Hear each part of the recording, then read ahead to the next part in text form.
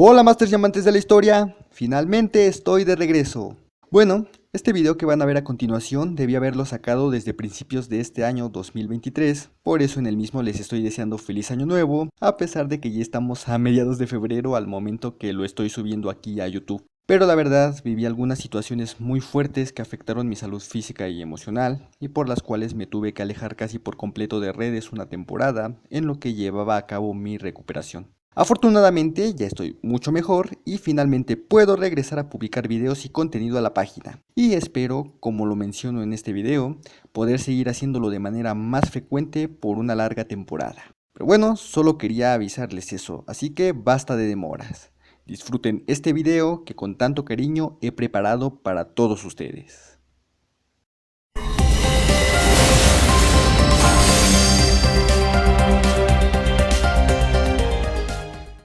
Hola Masters y amantes de la historia, sean bienvenidos una vez más a este canal, Sérvanse Historia, en donde conocemos las historias de los personajes históricos, mitológicos y literarios representados en Fate por los espíritus heroicos. Bien chicos, antes que nada, feliz año nuevo. Espero que este año sea muy próspero para ustedes y que haya más cosas buenas que malas. También quiero agradecerles muchísimo por su paciencia todo este tiempo que he estado inactivo, pero como les avisé hace un par de meses, a partir de ahora pienso dedicarme más al canal y traerles más contenido sin interrupciones en la medida de lo posible, al menos por los siguientes 6 meses. Igual y puedo tardar porque eso es algo que ya no puedo cambiar por diversos factores, pero al menos para compensar los largos periodos de inactividad, trato y trataré siempre de traerles el mejor y más completo contenido posible. Y repito, al menos por los siguientes 6 meses quiero publicar por lo menos un video cada mes. Serán como este, videos largos, por eso no creo poder hacerles más de uno al mes, pero ya saben que se los hago con amor, y aunque suene medio presuntuoso, con profesionalismo en la investigación y manejo de fuentes. Y bueno, para reanudar nuestra clásica sección de biografías, hoy vamos a hablar de uno de mis personajes, o mejor dicho, grupo de personajes favorito dentro de la franquicia, y cuya historia real es increíblemente interesante. Imagínense esto. Ustedes son una importante figura política del mundo musulmán del siglo XII. Acaban de tener una reunión con el sultán turco, quien ahora tiene más poder que el califa, y han acordado, entre otras cosas, difundir aún más la principal rama del Islam que se ha convertido en la religión oficial del Estado, o sea, el sunismo, obteniendo ustedes un cargo aún más importante del que ya tienen en el proceso. Vienen repletos de comida en su estómago y un poquito ebrios por la generosa cantidad de alcohol que bebieron en la reunión, por lo cual ahora solo quieren ir a descansar, dirigiéndose a su tienda para ello. Les acompaña únicamente uno de sus siervos, quien pese a haber entrado a su servicio tan solo un par de meses atrás, ha demostrado gran devoción hacia su persona y eficiencia en su trabajo, por lo que se ha ganado su total confianza y hasta cierto aprecio. Aparte de él, no hay nadie más en las cercanías. Entonces entran a la tienda, pero al momento de estar frente a la cama, sienten un intenso y punzante dolor en uno de sus costados. Dirigen los ojos al lugar en donde han sentido el dolor y notan que se están desangrando, pues una daga ha sido clavada en su cuerpo. Alzan la vista y descubren que el dueño del puñal es aquel siervo de su entera confianza, quien rápidamente hace 2 cortes más en sus puntos vitales. Finalmente, caen al suelo y se desvanecen para ya no despertar más. ¿Escalofriante, no es así? Pues justo ese era el modus operandi de una secta religiosa originaria de Persia que llegó a ser tan poderosa que se convirtió en un estado independiente que logró frenar a las fuerzas turcas que ya se habían apoderado de buena parte de Oriente Medio. Este grupo religioso era liderado por un misterioso y carismático hombre al que la gente denominaba comúnmente como el Viejo de la Montaña, quien desde su fortaleza en la cadena montañosa de los Elburz enviaba a hombres increíblemente leales a su persona para eliminar a sus enemigos políticos en un mundo en donde el Islam ya estaba muy fragmentado y cada rama de dicha religión trataba de imponerse sobre la otra como la verdadera fe. El primer líder y fundador de este nuevo movimiento religioso respondía al nombre de Hassan y Sabah, y su secta se denominó a sí misma como los Ismailitas Nizaris, pero en las leyendas que hablaban sobre ellos quedaron inmortalizados como los Hashashi, los asesinos de las montañas. Antes de pasar de lleno a la historia de Hassan y los Hashashi, es necesario primero conocer un poquito de historia del Islam para entender mejor los orígenes de los Nizaris. así que demos un poco de contexto general. En el año 632 murió Mahoma, el fundador y profeta del Islam. Mahoma murió sin haber designado un heredero, ya que no había tenido hijos varones, por lo que hubo cierto conflicto para elegir al legítimo sucesor del profeta, dado que pues ya saben que el Islam es una religión demasiado patriarcal. El candidato más adecuado por su parentesco con Mahoma era Ali, un primo del profeta que había sido uno de los primeros 3 conversos y que además se había casado con Fátima, hija de Mahoma. Sin embargo, un consejo de ancianos determinó que el sucesor debía ser Abu Bekr, uno de los suegros de Mahoma, dado que tenía varios porque el Islam es una religión que permite los matrimonios polígamos, bueno, no nada más para los hombres porque para las mujeres no, y también este Abu Bekr fue el primer converso fuera de la familia del profeta. Abu Bekr, a pesar de no estar relacionado consanguíneamente con Mahoma, había sido muy cercano a él y además, por ser mayor que Ali y por ende contar con mayor experiencia y sabiduría, fue respaldado por la mayoría de la comunidad islámica, convirtiéndose así en el primer califa, es decir, la máxima autoridad del Islam cuyo poder derivaba directamente de Mahoma, pero sin contar con la condición de profeta de este. Sin embargo, un pequeño grupo dentro del Islam creía que el califa debía ser un pariente consanguíneo del profeta, ya que su autoridad derivaba de este, por lo que para ellos Ali era el califa legítimo. Así se da el primer gran cisma dentro del Islam, dividiendo a la comunidad en 2 grupos: los sunitas, cuyo nombre significa seguidores de la Sunna, es decir, de las enseñanzas de Mahoma, y quienes son el grupo predominante dentro del Islam, y por el otro lado están los chiitas, nombre derivado de la frase Shi'atu Ali, que significa los seguidores de Ali. De cualquier manera, Ali sí llegaría a ser oficialmente un califa, convirtiéndose en el 4.º hombre en ostentar dicho título en el año 656. No obstante, solo pudo ocupar el cargo por pocos años, ya que fue asesinado en el año 661 por un fanático religioso perteneciente a una tercera rama del Islam surgida algunos años atrás, el jarillismo, que no seguía ni a los sunitas ni a los chiitas. Por las grandes campañas de conquista y conversión islámica que Ali había organizado,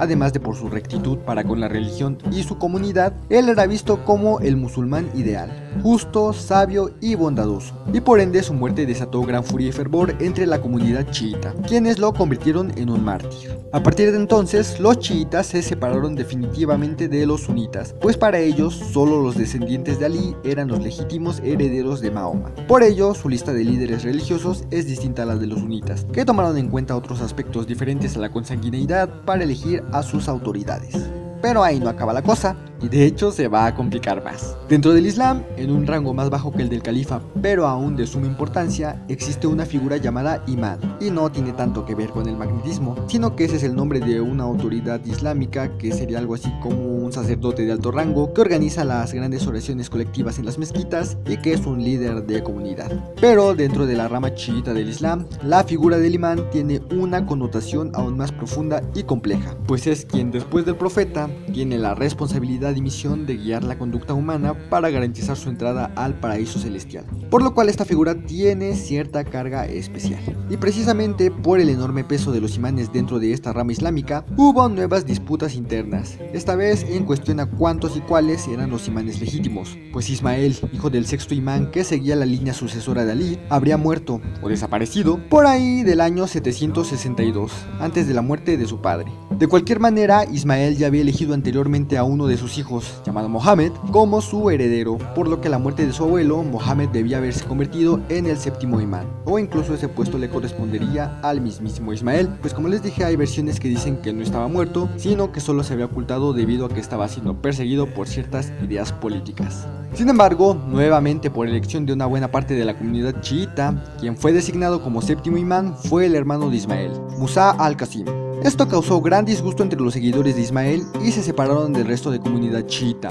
formándose 2 grandes grupos, el de los duodecimanos, es decir, quienes sí aceptaron el imamato de Musa al-Qasim, y los septímanos o ismaelitas, para quienes la línea de imanes se seguía a partir de la descendencia directa de Ismael. Así, a partir del 7.º imán, ambas ramas del chiismo siguen una línea distinta de imanes hasta llegar al 12.º imán, al que dan el título de Mahdi o el guiado, una figura que aparecería antes del final de los tiempos para unir a todo el mundo bajo una única comunidad islámica, es decir, algo así como un mesías que daría la salvación a todo el mundo justo antes de que se los cargara la Bersh. Para los ismaelitas, Ismael es este Mahdi que saldrá de su ocultación en algún momento, pues supuestamente aún estaría vivo, volviéndose así el 12.º imán de la línea de Ali, y por ende, de Mahoma. Aparte de esta creencia, los ismaelitas realizaban una interpretación esotérica del Corán, en la que bastaba con leer este libro sagrado y encontrar verdades ocultas para tener la salvación sin necesidad de cumplir la Sharia, es decir, la ley islámica, teniendo una interpretación muy subjetiva de los preceptos islámicos sin necesidad de intermediarios religiosos. Por tales ideas, los ismaelitas, quienes eran minoría dentro del chiismo, sufrieron persecuciones no solo por los sunitas, sino también por los duodecimanos, por lo cual tenían que predicar sus enseñanzas en secreto.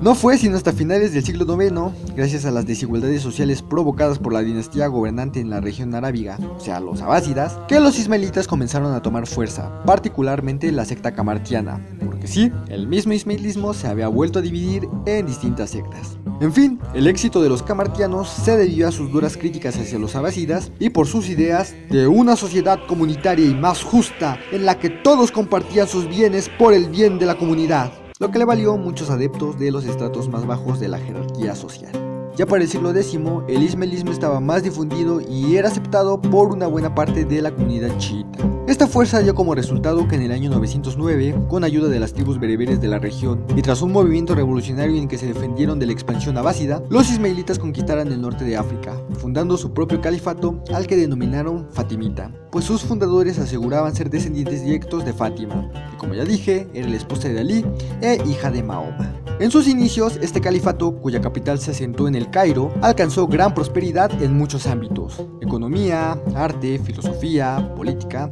etc. Sin embargo, lo bueno no dura para siempre, y con el pasar de las generaciones, como suele suceder, los gobernantes se fueron volviendo más ineptos, mientras que el Estado se militarizaba, y quienes realmente ostentaban el poder eran los generales de los ejércitos, lo que se convertiría en un problema. En el año 1094, el octavo califa fatimita, Al-Mustansir, muere, habiendo asignado como su heredero a su hijo mayor, de nombre Nizar. Sin embargo, Al-Afdal, comandante del ejército fatimita, colocó en el trono a Al-Mustali, hermano menor de Nizar y mucho más fácil de manipular. Muchos ismaelitas, especialmente los ismaelitas de Persia, reconocían a Nizar como su verdadero líder, por lo que rompieron relaciones definitivamente con el decadente califato fatimita y fundaron, en su ya fragmentada escuela de pensamiento, un nuevo grupo religioso que tomaba su nombre del de aquel heredero usurpado. Así surgen los ismaelitas nizaríes. Ahora, si bien este grupo de los nizaríes se formó por el descontento de muchos ismaelitas tras lo ocurrido con Nizar, posiblemente su fundación no se habría concretado de no haber sido por un hombre que desde años atrás había estado predicando tanto en Persia como en Egipto. Este hombre, perteneciente a los ismaelitas, en poco tiempo había alcanzado un alto puesto entre los predicadores de su religión gracias a su increíble poder de palabra y carisma. Su discurso era tan convincente y estaba magistralmente estructurado y justificado por las enseñanzas religiosas que ganó miles de adeptos en tan solo un par de años. Su nombre era Hassan y Sabah, y ahora que ya terminamos con la introducción, conozcamos de lleno su historia. Hassan Sabah nació en algún momento entre los años 1050 y 1060 en Qom, a unos 150 kilómetros de Teherán, capital actual de Irán, antiguamente llamada Persia. Qom era un importante centro chiita, por lo que fue la rama del Islam que adoptó la familia de Hassan, y dentro del chiismo su padre siguió las enseñanzas de los duodecimanos, escuela de pensamiento bajo la cual a su vez también fue educado Hassan los primeros años de edad. Algunos años después de iniciar su educación religiosa, el padre de Hassan lo lleva ante Amir Sarraf, un daí o misionero chiita. Lo que el padre de Hassan no sabía era que Amir Sarraf no era realmente seguidor de los duodecimanos, sino que era ismaelita, y había ocultado su verdadera religión debido, como ya les había dicho, a que los ismaelitas estaban siendo perseguidos, lo que les llevaba a predicar en secreto. Amira fue la primera persona en hacer que Hassan, quien hasta ese momento estaba convencido de sus doctrinas estudiadas, se cuestionara su fe religiosa. Las largas conversaciones y discusiones entre Amira y Hassan dieron como resultado que el primero introdujera nuevas ideas en la mente del segundo, alejándolo gradualmente del camino de la ortodoxia por medio del convencimiento y de preguntas, por así decirlo, prohibidas o tabús, un método que años más tarde el propio Hassan emplearía para convertir a la gente. Sin embargo, el momento definitivo de la conversión de Hassan se dio cuando este fue presa de una grave y peligrosa enfermedad, según él escribiría más tarde en su autobiografía. Dicho padecimiento misterioso provocó que Hassan reflexionara sobre las enseñanzas de los ismaelitas, creyendo que Alá las había puesto en su camino para que se convirtiera en algo diferente a su familia, o sea, un portador de una fe verdadera. Y así Hassan abraza el ismaelismo. Tras volverse ismailita, Hassan conoció a dos daí más, Abu Naim Sarraj y Mumin, quienes lo introdujeron aún más en las enseñanzas ismailitas y con quienes concretó su conversión e hizo su juramento de fidelidad. Ya como ismailita y aún demasiado joven, Hassan demostró ser un prodigio en lo que a teología y filosofía concernía, y rápidamente alcanzó una posición importante entre los ismailitas de Persia, al grado de que alrededor del año 1071 o 1072, Hassan es enviado a Isfahán, una importantísima ciudad persa en donde se encontraban los cuarteles centrales del ismailismo pérsico y en donde residía el gran líder de los ismailitas persas, que en ese entonces era Abd al-Malik ibn Nadash. Vaya para nombrecitos que tienen. Este era un hombre sumamente estudioso y letrado, quien tras haber conocido a Hassan lo nombró personalmente daí oficial y le encomendó visitar al califa fatimita en Egipto. En esos tiempos era, como ya lo habíamos visto, al-Mustansir. Así entonces comienza el periodo de predicación de 2 décadas de Hassan, que culminará cuando nuestro daí se establezca en cierta fortaleza que veremos más adelante.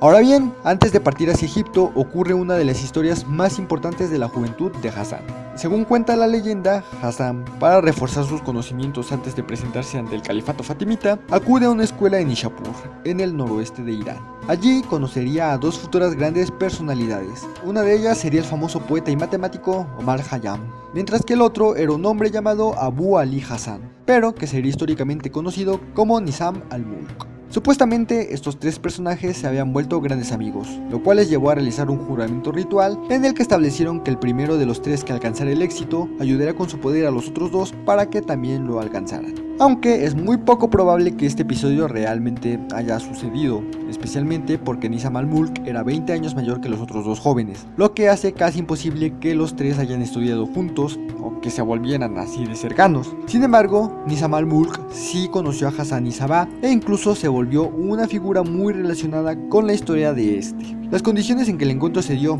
no son especificadas, pero gracias a Nizam al-Mulk, quien se destacó como uno de los mayores genios políticos de la historia persa y quien debió quedar altamente sorprendido y maravillado con la inteligencia de Hassan, este pudo obtener un puesto dentro de la corte del sultanato selyúcida, en donde Nizam al-Mulk era visir, es decir, el ministro de mayor rango. Ahora, ¿qué fregados es el sultanato selyúcida? Bueno, pues es la forma de gobierno que instauraron los turcos selyúcidas. ¿Y quiénes son estos turcos selyúcidas? Pues eran un pueblo estepario originario del norte de Asia Central, que tras convertirse al Islam por las campañas realizadas por los árabes, comenzaron a expandirse y a conquistar ellos mismos territorios, dominando para ese entonces una amplia región que se extendía en Asia Central desde las fronteras con la India hasta Palestina, y dentro de este territorio pues Irán iba incluido. De hecho, su poder era tal que fueron los turcos selyúcidas los causantes del declive del califato árabe de los abásidas, y también los que habían impedido que el califato fatimita extendiese sus fronteras. Además, los selyúcidas habían adoptado la rama sunita del Islam como su religión oficial, lo cual es importante recalcar porque, como ya vimos, Hassan y Sabah había adoptado y predicaba una vertiente del chiismo, rama contraria al sunismo y que era perseguida por este. No se sabe con exactitud qué funciones habría desempeñado Hassan en la corte de los selyúcidas, y aunque esto tampoco puede afirmarse, seguramente su doctrina religiosa fue la causante de que al poco tiempo de haber comenzado a trabajar en el imperio de los turcos, Hassan saliera huyendo de allí en calidad de fugitivo, enemistándose además con el hombre que lo había llevado a la corte, o sea, Nizam al-Mulk, quien desde ese momento pasaba de ser su amigo a su enemigo y perseguidor número uno. Repito, las causas de esta enemistad no son claras, sin embargo Hassan ya había demostrado un fervor religioso pocas veces visto, y para él el ismailismo era la verdadera religión y el único camino para acercarse a Dios, por lo cual debió chocar con las ideas religiosas de los selyúcidas. O quizás también Hassan, con su gran poder de convencimiento, estaba teniendo demasiada influencia sobre el sultán, algo que ponía en peligro no tanto la religión oficial, sino a los intereses de varios políticos, entre ellos Nizam al-Mulk. En fin, fuese como haya sido, Hassan abandona la corte selyúcida y tras predicar un tiempo en Azerbaiyán, en Maya Farikin y en Damasco, finalmente llega a Egipto en el año 1078. Como ya les había dicho, el califato fatimita para estos tiempos atravesaba una crisis política de militarización, y quien realmente ostentaba el poder no era el califa, sino el comandante en jefe de los ejércitos, en este caso Badr al-Jamali, existiendo ya una división entre la facción que apoyaba a al-Jamali y los ismailitas cuya lealtad se encontraba con el califa al-Mustansir. Se puede dar como un hecho que por su rectitud religiosa, Hassan seguramente reconoció y apoyó legítimamente al califa, descendiente directo de la línea de Ismael. Sin embargo, aún faltaba más de una década para que estallara la disputa de sucesión en la que al hijo de Al-Mustansir, Sanizar, le sería robado el trono, lo que derivaría en el surgimiento de los Nizaris, por lo cual, aunque muchas leyendas lo afirman, no hay una prueba concreta de que Hassan Isaba haya expresado públicamente su repudio hacia Badr al-Jamali o que protestara contra él. Aún así, estas mismas leyendas afirman que dichas protestas de Hassan habrían sido la causa por la cual este Da'i habría sido expulsado de Egipto, aunque es más probable que la causa de su salida fuera una decisión del propio Hassan tomada, ya sea porque ya había culminado la misión para la cual había sido enviado allí en primer lugar, o porque la situación que se estaba viviendo en el califato fatimita le habría causado descontento, aunque realmente se sabe muy poco de lo que Hassan estuvo haciendo en Egipto. Sin embargo, es tras la salida del califato fatimita que Hassan comienza a formular la idea de fundar su propia comunidad religiosa permanente y bien definida, lo que le llevó a realizar un nuevo viaje de predicación, esta vez para comenzar a reunir a sus fieles. Durante 9 años, después de abandonar Egipto, Hassan continuó realizando su labor misionera viajando por toda Persia, convirtiendo a nuevos miembros a la fe ismailita. Pero, esta vez los planes de nuestro Da'i eran diferentes. Durante sus viajes, Hassan no solo conseguía nuevos adeptos, sino que también analizaba la situación del poder selyúcida en Persia. Su fe había encendido en él el deseo de liberar a su patria, que se hallaba bajo el poder de unos forasteros que ni siquiera predicaban lo que él consideraba la verdadera fe. Así que empezó a construir lo que sería su movimiento revolucionario en contra de los turcos. Pero no se limitaría a eso, sino que reformaría a la propia secta ismailita, depurándola de todo aquel que no respetara a la línea descendiente de Ali y los preceptos establecidos por esta. Hassan, como ya lo he dicho, tenía un increíble poder de convencimiento y su retórica era excepcional, convirtiendo con facilidad a toda persona que lo escuchaba. Además, fue Hassan quien logró reunir a todos los miembros dispersos del ismailismo persa bajo un solo propósito: defender la posición de los legítimos califas fatimitas y servirles fielmente. En poco tiempo, Hassan consiguió un increíble número de adeptos, y él se convierte en el líder y cabeza de su movimiento ismailita. Así, Hassan consiguió a los seguidores. Ahora, para empezar a maniobrar, necesitaba encontrar una base fija que le sirviera como cuartel y centro de operaciones. Comenzaba entonces la segunda fase de su movimiento. Los montes Elburz son una cordillera montañosa localizada en el norte de Irán y cuya montaña más alta, el Damavand, alcanza una altura de 6.000 metros. Dicha cordillera funciona como una barrera natural entre el mar Caspio y la planicie que forma el Irán central. Por esta razón, en esta cadena montañosa, cerca de la ciudad de Qazvin, se encontraba una enorme fortaleza bien protegida por el relieve. Esta fortaleza era llamada Alamut, nombre derivado de Alohamut, que significa el nido del águila. La fortaleza había sido construida por la dinastía Justánida, una dinastía local perteneciente a una de las ramas del chiismo. Sí, ya sé que hay muchas subramas en el Islam, y que gobernaba parte de la región de Deilam, en las cercanías del mar Caspio. Desde su construcción, el castillo de Alamut jamás había podido ser tomado por las armas, dado que estaba bien defendido tanto por el entorno, que era de muy difícil acceso, como por los soldados que lo resguardaban, lo que le hizo convertirse en el centro del gobierno Justánida. Hacia el año 1087, Hassan se había establecido en la región de Deilam, que podríamos decir que tenía cierta autonomía al estar alejada de los centros controlados por los selyúcidas,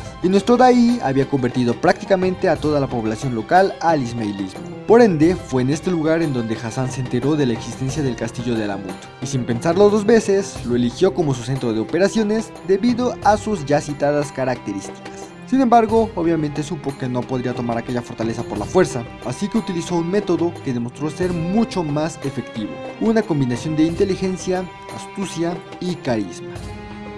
Lo primero que hizo Hassan al poner en marcha su plan fue trasladarse al valle a las faldas de la fortaleza. Una vez allí se hizo pasar por un simple maestro religioso de nombre de Goda y comenzó a convertir el ismailismo a toda la población del valle y de sus alrededores, volviendo a todos los habitantes unos fieles seguidores a su persona. Estos nuevos conversos, en su mayoría campesinos, por orden de Hassan se convirtieron en trabajadores de la fortaleza de Alamut, y a través de ellos el propio Hassan logró ingresar al castillo para oficiar las oraciones de sus feligreses. Una vez en Alamut, Hassan comenzó a acercarse a los soldados y a ganarse su confianza, convirtiéndolos también al ismailismo al convencerlos de cambiar la injusta situación que el gobierno selyúcida había establecido en toda Persia. A través de estos soldados, Hassan finalmente llegó a los altos mandos de la fortaleza, que eran ricos aristócratas de gran influencia en el gobierno Justánida. Nuevamente, Hasan logra ganarse la confianza de estos hombres para culminar con su respectiva conversión. Mientras aquello sucedía, el señor de Alamut, de nombre Mahdi, que no tiene nada que ver con la figura mesiánica del mismo nombre, se encontraba en Casbi. Allí fue contactado por Nizam al-Mulk, aquel hombre que se había convertido en el enemigo número 1 de Hasan. Este le dio a Mahdi la orden de arrestar a Hasan, pues había recibido información de que se encontraba en los territorios justánidas. Como Mahdi, pese a tener autonomía en su región, también estaba sometido a los selyúcidas, no tuvo otra opción que acatar las órdenes del visir, así que regresó de inmediato a su fortaleza. Una vez en Alamut, Mahdi se dio cuenta de que había muchos nuevos trabajadores en su castillo y sospechó que aquellas caras nuevas eran ismaelitas. Como Mahdi no quería problemas con el gobierno turco, ordenó a sus hombres que los nuevos trabajadores fueran arrestados, pero nadie le obedeció. Durante esta situación, un extraño daí apareció ante Mahdi y reveló frente a todos su verdadera identidad. Su nombre no era Dekoda, sino que él era el mismísimo Hasan Isabah, e hizo otra declaración. La fortaleza de Alamut ahora le pertenecía a él. Todos en el castillo lo respaldaron porque Hasan ya se había convertido en una gran figura de importancia allí, por lo cual, al verse acorralado, Mahdi cedió el castillo a su nuevo dueño. Hasan entonces dejó ir a Mahdi e incluso le pagó una importante suma de dinero por la fortaleza. Así fue como el 4 de septiembre del año 1090, el castillo de Alamut, que nunca antes había sido tomado por las armas, fue conquistado por un solo hombre sin derramar una sola gota de sangre.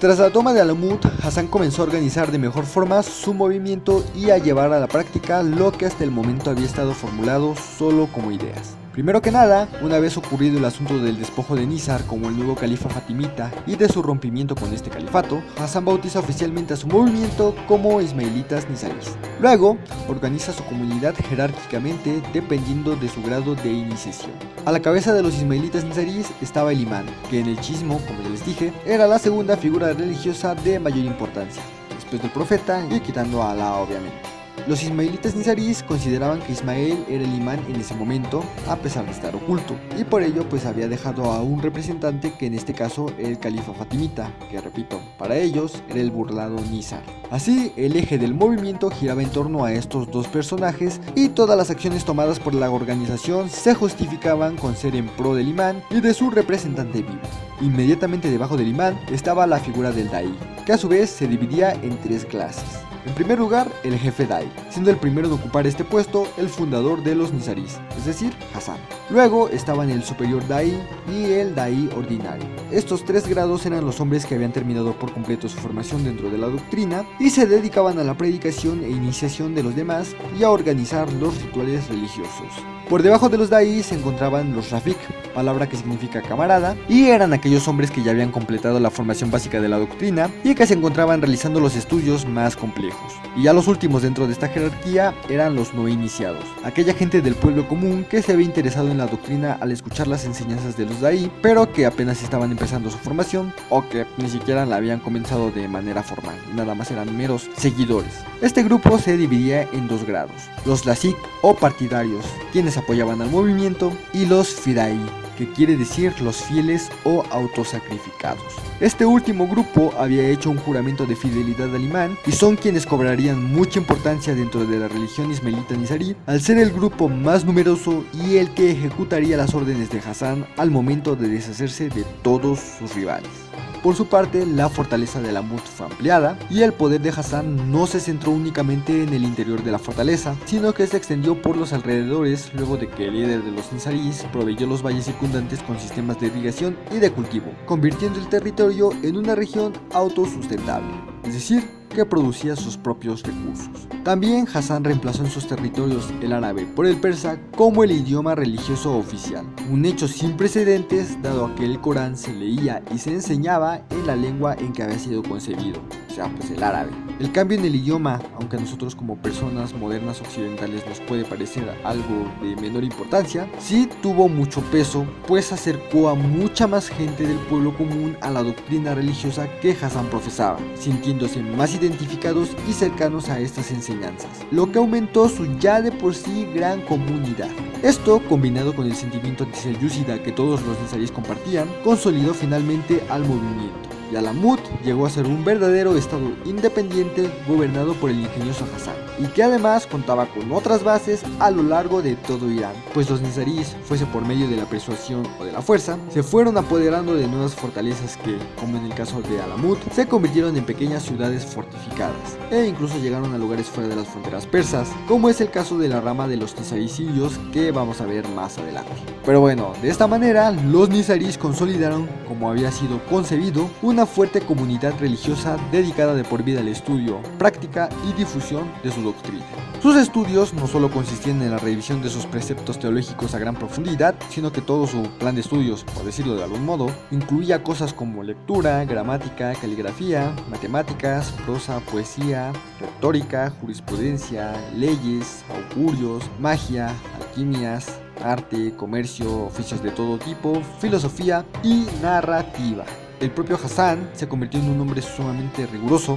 dedicando el resto de su vida a organizar su movimiento político-religioso, predicando, escribiendo y consolidando las doctrinas de su secta. Tanto así que desde que se apoderó de Alamut, nunca más volvió a salir de la fortaleza durante los 35 años que vivió en ella, salvo en 2 ocasiones. Y estas 2 ocasiones únicamente fueron una salida a la azotea del edificio para rezar al aire libre. Estaba tan comprometido con su movimiento que se volvió un hombre completamente ascético y de carácter severo, castigando duramente a cualquier miembro que rompiera la más mínima regla del ismailismo sin importar de quién se tratase. Y el ejemplo más claro de esta rigurosidad es cuando el líder de los nizaríes ordenó la muerte de sus 2 hijos, uno por beber vino y el otro por estar involucrado en la muerte de un compañero. También hizo que su esposa y su hija fueran encerradas en otra fortaleza lejos de Alamut para que allí se dedicaran el resto de su vida a trabajar como tejedoras y así no lo distrajeran. Así pues, la vida en Alamut era sumamente rigurosa. Se prohibió por completo el alcohol y la música no podía sonar salvo en ocasiones muy especiales. Sin embargo, pese a dicha severidad, o quizás por esta misma, Hasan fue considerado por sus seguidores como el modelo del hombre ideal que el ismailismo describía.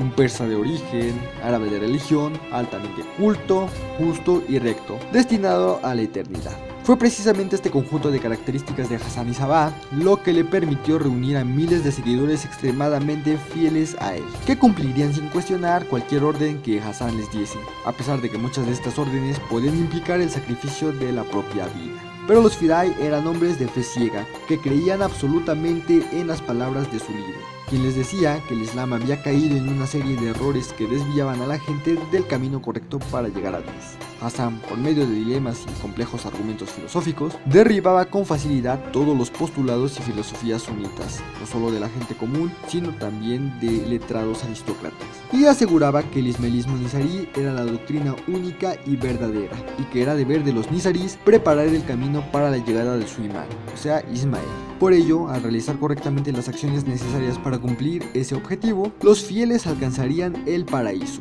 un lugar hermoso donde podrían disfrutar de grandes placeres y regocijo por toda la eternidad. Esa fe desenfrenada fue clave para llevar a cabo el siguiente paso en la expansión del ismailismo nizarí, el exterminio de todos los rivales de esta doctrina, principalmente a los selyúcidas, y para ello Hasan empleó un método que sería la característica más recordada de los nizaríes: el asesinato. El asesinato político era un método que ya había sido utilizado por diversos grupos islámicos desde mucho antes de la fundación de los nizaríes, pues dentro de la teocracia islámica, el eliminar a una sola persona de gran poder podía desbaratar por completo a toda una estructura política. Esto debido a la inmensa importancia que se le daba a las grandes autoridades islámicas y el respeto por las jerarquías. Sin embargo, lo revolucionario de la secta de Hassan-i-Sabbah recaía en que por vez primera el asesinato se ponía en práctica de manera sistemática. Es decir, no era una simple conspiración contra X o Y figura en donde llegabas, lo matabas y ya, sino que Hasan creó todo un sistema, redes, procedimiento, códigos, normas y propósitos para llevar a cabo los asesinatos. Los principales objetivos de los ataques nizaríes, al menos en tiempos de Hasan, fueron personajes de gran poder e influencia en el gobierno selyúcida o que eran partidarios de estos, particularmente aquellos que amenazaban la posición, intereses o posesiones de la comunidad nizarí o que agredían a esta. Sin embargo, tras la muerte de Hasan, aquel código de asesinato se fue deformando de tal modo que años después varias víctimas de los nizaríes habían sido meros caprichos del líder de la secta en turno, fuese porque les resultaban incómodos o porque simplemente deseaban la cabeza de ciertas personas por el renombre de estas.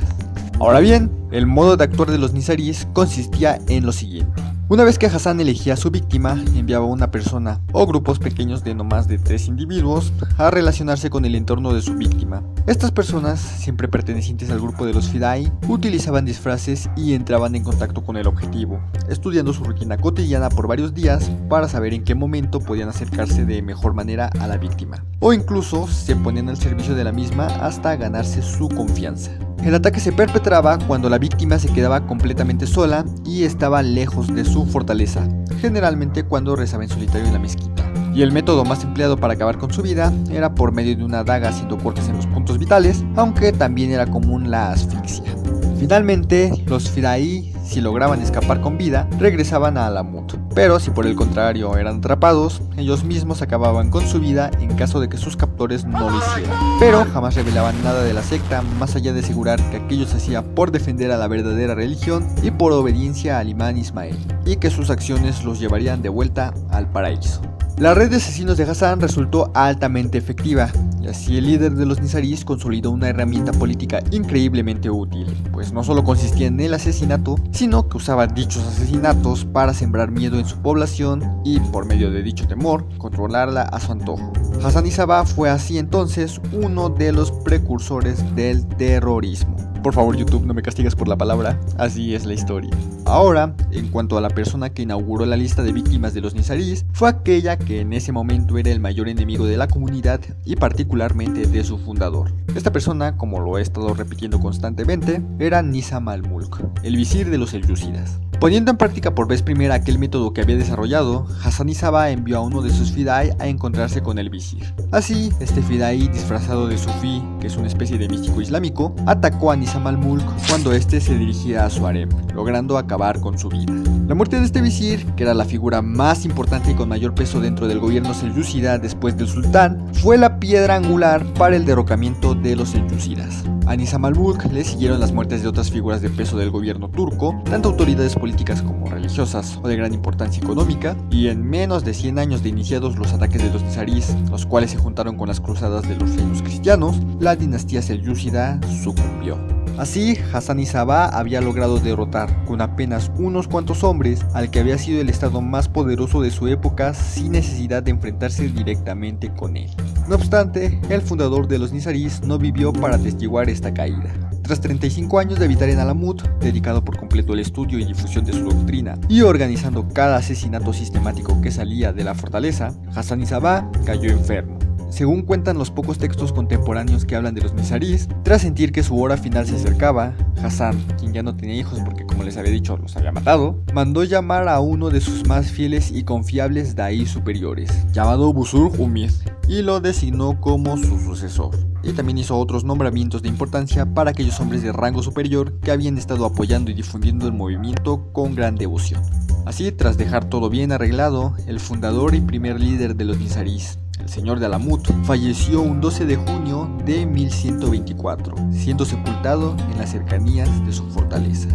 Tras la muerte de Hassan, los Nizarís no detuvieron ninguna de sus actividades, sino que al contrario, siguieron expandiendo su territorio, difundiendo su doctrina, convirtiendo a la gente, y sí, los asesinatos políticos también continuaron. A Hassan le siguieron otros 7 líderes Nizarís que desde Alamut dirigían todas las acciones del movimiento y llegaron a apoderarse de alrededor de 50 fortalezas ubicadas en puntos estratégicos del territorio persa, siendo Alamut la sede central de la secta. Sin embargo, ninguno de los jefes daí posteriores logró emular la rectitud, sapiencia y devoción del primer líder nizarí. Y conforme iba pasando el tiempo, los nizarís fueron perdiendo su entusiasmo religioso, olvidándose de la misión de Hassan, que era hacer una campaña religiosa en contra de selyúcidas y sunitas, y concentrándose en cosas más terrenales, como el disfrutar de sus tierras conquistadas y de sus recursos. Hubo algunos intentos, principalmente los que hicieron el cuarto y el quinto jefe daí, de regresar a las enseñanzas y misión religiosa que había impuesto Hassan Isaba, pero la verdad es que estos intentos no fueron suficientes para que los nizarís de Persia recuperaran su poder e influencia de antes. Con los selyúcidas en decadencia, los ismaelitas nizarís parecieron ser ya innecesarios. Además, los califas abasidas de Bagdad habían recuperado su poder y su forma de gobierno reformada ya era más justa que la turca, por lo que mucha gente no tuvo problema con que los abasidas volviesen a imponer su dominio sin que se sintiera aquella necesidad de buscar la igualdad que profesaban los ismaelitas, por lo que los nizarís fueron perdiendo adeptos. Aún así, aunque en Persia los ismaelitas nizaríes entraron en declive, hubo una rama de este movimiento que tuvo un pequeño auge en tiempos del cuarto jefe Dahi de Alamut, y que así como en esta sede central persa, también llegaron a ser un estado independiente en su respectiva región. Y de hecho, esta rama de los nizaríes es la que entró en contacto con los europeos y la que fue la base de las leyendas que los occidentales de la época crearon alrededor de los nizaríes y del llamado Viejo de la Montaña. Esta rama fue la de los nizaríes sirios.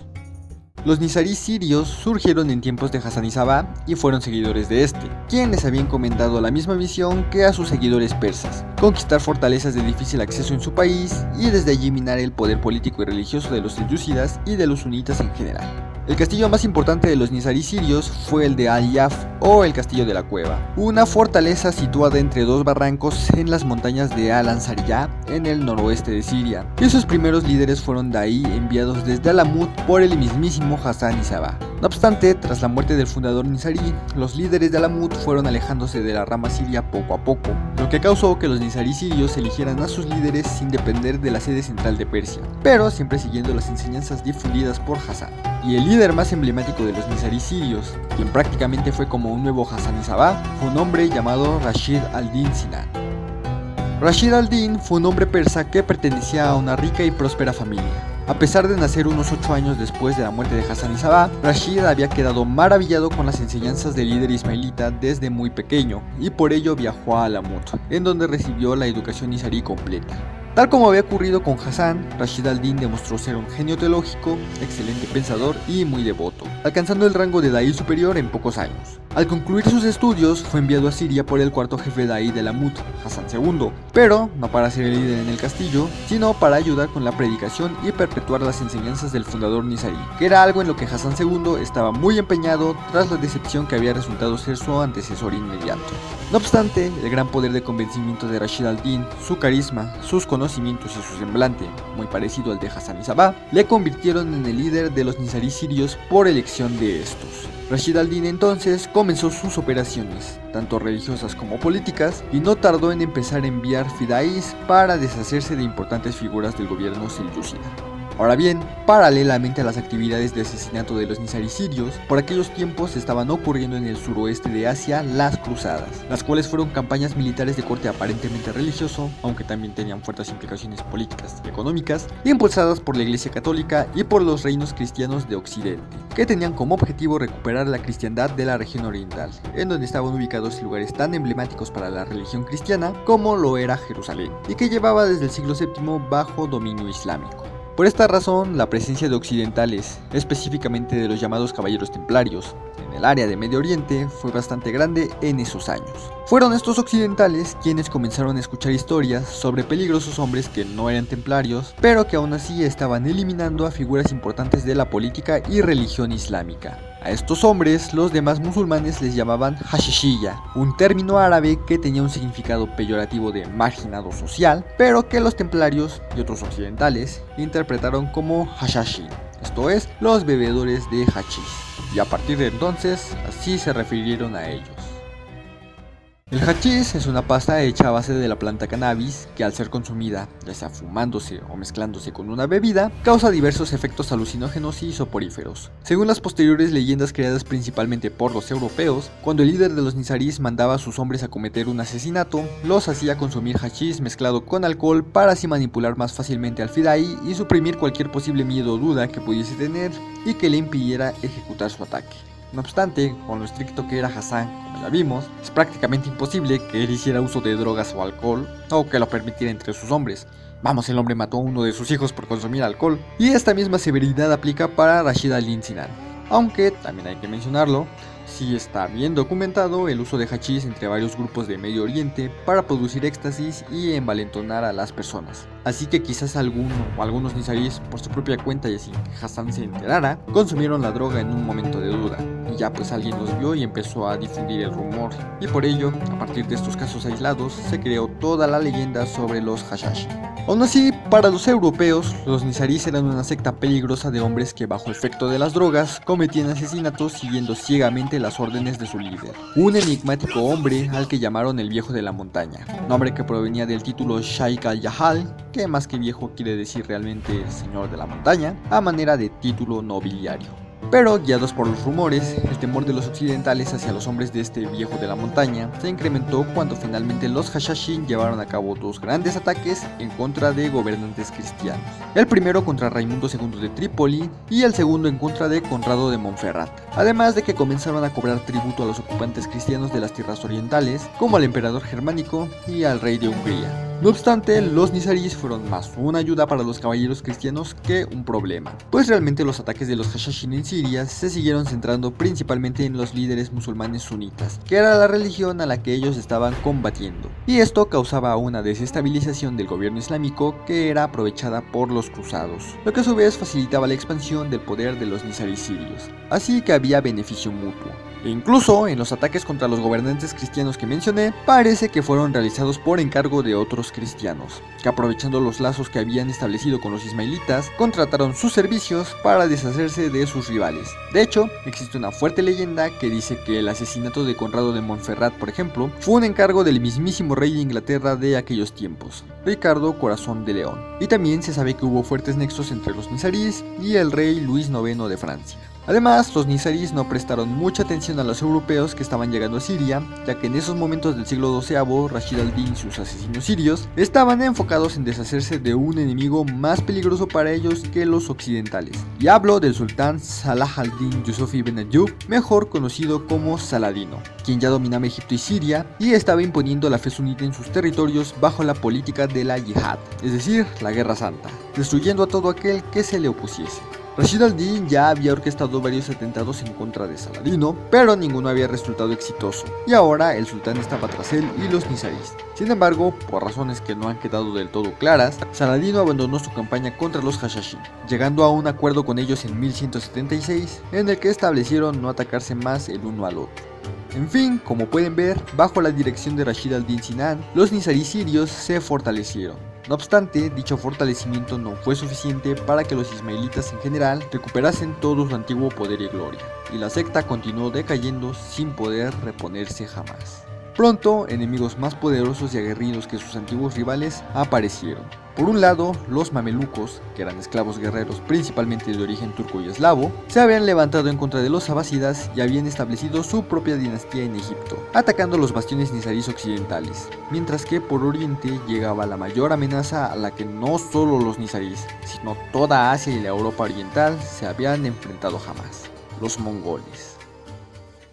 Desde que en 1206 el guerrero Temujin fue proclamado primer gran Khan de los mongoles, adoptando el nombre de Genghis Khan, y unificara bajo su mando a todas las tribus mongolas, este pueblo estepario y experto en montar a caballo, se convirtió en una gran y poderosa fuerza que llegó a dominar prácticamente toda el Asia oriental y central. Con cada gran Khan de este nuevo imperio, se realizaban nuevas campañas de expansión, y así fue que en tiempos del cuarto gran Khan, Möngke Khan, uno de los nietos de Genghis Khan, se estaba llevando a cabo la conquista del resto de Persia, pues la región oriental de esta nación ya había sido tomada, así como también se estaba llevando a cabo la conquista de Irak y la de Siria. Con esa costumbre que tenían los mongoles de averiguar cuáles eran las mayores amenazas en cada región que se disponían a conquistar, se enteraron de la existencia de los nizaríes persas y sirios, y aunque, como les he estado diciendo, este grupo político religioso ya no era ni la sombra de lo que había sido en tiempos de Hassan Sabah, seguía contando con un gran poder, en parte gracias a la localización de sus fortalezas, especialmente la de Alamut. Además que los ismaelitas nizaríes habían formado un estado independiente de Persia, con lo cual, a pesar de ya haber conquistado gran parte de esa región, los nizaríes seguían sin estar sometidos a los mongoles. Por tal razón, Möngke Khan organiza una campaña para aplastar y dominar a los nizaríes,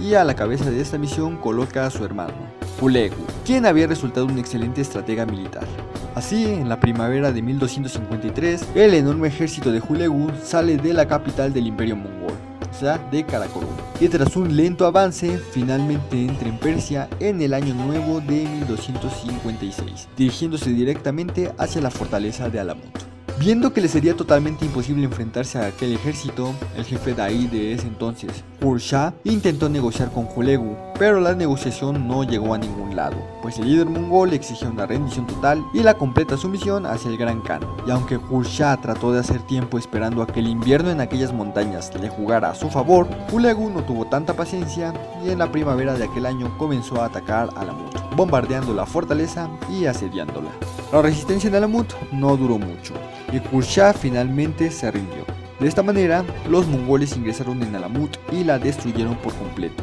saqueándola e incendiándola. Con Qurshah, el jefe Da'i, convertido en prisionero, y Alamut, el centro de poder nizarí, destruida, la mayoría de los ismailitas se rindieron, y aunque hubo algo de resistencia, la secta terminó por ser prácticamente erradicada. Fue así que terminó la participación de los Hashashin en la historia. Se dice que tras la caída de Alamut, algunos nizaríes sobrevivientes huyeron a refugiarse a Afganistán, al Himalaya y a la región del Sindh, en el actual Pakistán. Incluso existe una leyenda que cuenta que antes de entregarse a Hulegu, Qurshah había enviado a un lugar lejano y secreto a su hijo de 7 años, acompañado por su tío, para que así la línea de los ismailitas nizaríes prevaleciera. Sin embargo, por varios siglos no se tuvo ninguna noticia de los nizaríes. Lo que sí se consolidó tras su aparente desaparición fue su leyenda. Siguiendo los viejos relatos que habían sido transmitidos por los cruzados y unas cuantas historias escuchadas de boca de algunos musulmanes, muchos cronistas europeos, fascinados con aquellas historias de los Hashashin, sin siquiera tomarse la molestia de indagar si dichas historias eran ciertas o de investigar la verdadera ideología y propósitos de estos hombres, comenzaron a escribir sobre ellos, exagerando e incluso inventando varias cosas sobre la secta de los asesinos para hacer sus relatos más impresionantes. Por lo cual, en el imaginario colectivo europeo, se formó una idea un tanto, o un mucho, errada de lo que habían sido los nizaríes, reduciéndolos a un grupo fanático y ciegamente fiel a su líder, un misterioso hombre que vivía en las montañas y que les enviaba a matar a sus enemigos. De entre estos relatos, el más famoso y que popularizó a los Hashashin, sin duda fue el realizado por el comerciante veneciano Marco Polo, quien describió a la secta en un par de capítulos de su obra, El Libro de las Maravillas, en donde estaba registrando todos los lugares que había visitado cuando había sido embajador europeo de Kublai Khan, el quinto Gran Khan. Marco Polo describe a los nizaríes como un grupo de hombres que vivían en una fortaleza en las montañas, en donde eran entrenados para convertirse en asesinos. En dicha fortaleza, según este texto, había un hermoso jardín que simulaba al Edén, repleto de comida, bebida y hermosas mujeres que atendían a los hombres. Según el autor, cuando el viejo de la montaña había elegido a una nueva víctima, sacaba a algunos de sus hombres de aquel jardín mientras dormían, y estos, deseando volver a aquel paraíso, imploraban al viejo que se los permitiera, aceptando realizar para ello cualquier cosa que su líder les pidiera, y así eran enviados a sus misiones, para lo cual previamente el viejo de las montañas les daba hachís con el propósito de que no tuvieran ningún temor a la hora de ejecutar sus acciones, recibiendo por ello el nombre de Hashashi, como ya les había dicho. Hay que mencionar que Marco Polo fue el único europeo hasta ese tiempo que realmente había visitado la fortaleza de Alamut, o bueno, lo que quedaba de ella, pues la visitó casi 20 años después de que los mongoles la destruyeran, pero su relato lo escribió 30 años después de dicha visita, y además se basó en oídas de lo que le decían acerca de los Hashashi, mezclando los hechos de los nizaríes persas y de los sirios. Además, tampoco ayudaba el que los nizaríes no hubiesen dejado ningún escrito propio, pues los mongoles habían incendiado la biblioteca de Alamut, perdiéndose así los registros hechos por este grupo, incluida la autobiografía que Hassan había escrito. Lo único que quedó de estos escritos fue una copia de dicha autobiografía realizada por Atamalik Yuvaini, historiador mongol que había estado entre las filas de Hulegu,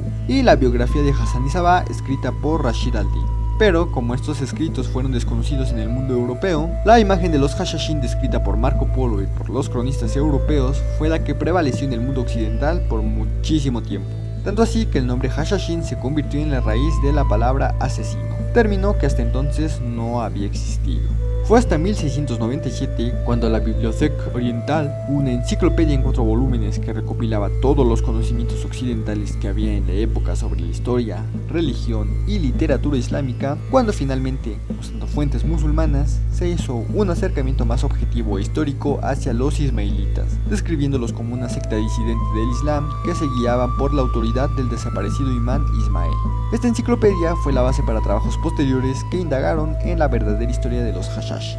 Por otro lado, los ismaelitas nizaríes volvieron a aparecer públicamente en la segunda década del siglo XIX, pero ahora como importantes miembros de la nobleza persa, gobernada en ese entonces por la dinastía Qajar. Estos ismaelitas argumentaron que tras la caída de Alamut, varios líderes nizaríes se habían ocultado y habían retomado la predicación en la clandestinidad, sobreviviendo de esta manera por tantos siglos. Asimismo, estos nizaríes aseguraban ser descendientes directos de la línea de Hassan y Sabah, aunque a partir de 1818 el líder nizarí ya no llevaba el título de Señor de la Montaña, sino el de Aga Khan, que significa algo así como soberano respetable. Este título fue entregado por primera vez por el Shah persa, es decir, el rey, a Hassan Ali Shah, gobernador de Mahalati Qom y jefe daí e imán nizarí en ese momento. Actualmente, la figura del Aga Khan sigue existiendo, siendo para estos momentos el Aga Khan IV, Karim al-Husseini, el 49º hombre en ocupar el puesto de jefe daí nizarí.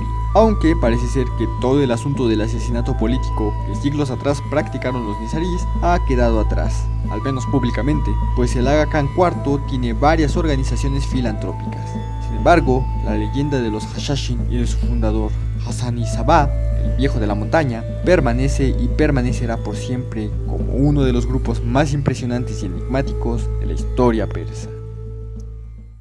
Y bueno, Masters, esta fue la historia de Hassan y Sabah y los Hashashin. La verdad, esta historia se las he querido traer casi desde que inicié con este canal porque, como muchos ya saben, me encantan los Hassan y de hecho mi primer servant favorito por el que me metí al mundo de Fate fue por Hassan of the Kursarm, alias Haram. Así que me siento muy contento por finalmente poder haberles hecho este video. Ahora nada más falta que YouTube no me lo quiera tumbar por las palabras sensibles que digo aquí, pero pues la verdad son necesarios y a mí no me gusta autocensurarme con cosas de la historia porque realmente son las cosas que ocurrieron. La historia no se debe de estar adornando. Así que miren, como no monetizo no importa mucho, pero de todas formas por cualquier cosa ahí descárguenlo. Bueno, en fin, como les decía, me gusta Hassan y los Hashashin, tanto en el lore de Fate como en la organización real, aunque pues como ya pueden ver ustedes, difiere un poquito, empezando con el hecho de que en realidad solo hubieron 8 líderes de Alamut en lugar de los 19 Hassan que Fate dice que hubo, y pues obviamente estos señores de la montaña reales históricos no tenían poderes ni se entrenaban para tener una habilidad especial que los pusiera como líderes de la secta, como si sucede en Fate, pero bueno,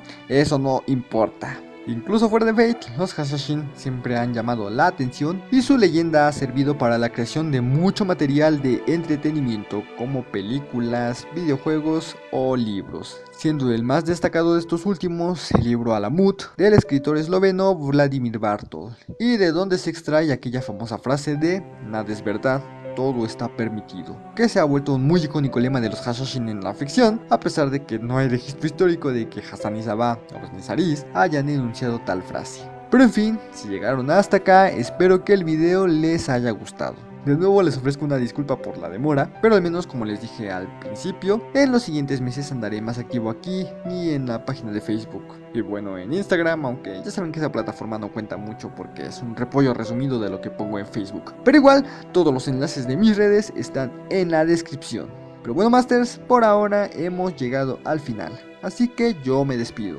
Pero recuerden que los estaré esperando en la próxima invocación. ¡Hasta luego!